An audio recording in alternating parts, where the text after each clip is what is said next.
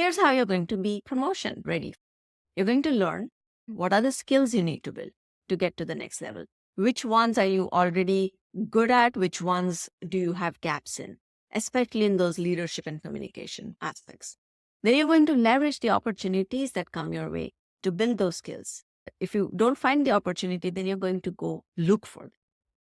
Think about not just programs, but even beyond that. Are there meetings you can drive? Are there presentations you can make? And finally, you're going to lead. You're going to own and drive. So you're not just going to be part of a bigger puzzle. You're going to really own the big puzzle. You're going to be in charge of putting the puzzle together. You solve those big problems to show that you're a leader.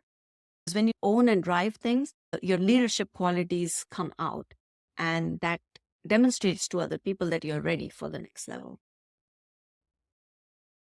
Now that you have done those things, you still have to make a case for promotion. I mean, it's not over, right?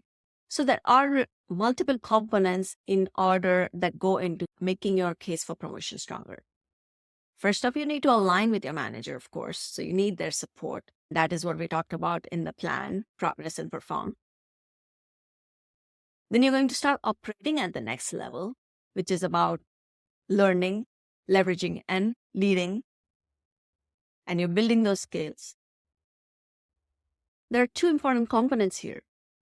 For you to be able to get promoted, there has to be a business need, meaning that there has to be opportunity for somebody to come in and operate at that level. There should be that level of complexity. If there isn't, then promoting you doesn't do anything, because you might still work on the same types of programs. So you're not really utilizing any of your skills. You need stakeholder support. This is really important. When we talk about stakeholder support, it's not just that your manager needs to support your promotion. There are peers to your manager or other functional leaders that are important stakeholders who should know about the work you're doing. So you have to be able to bring visibility to your work to them. And all of this information is what goes into calibrations.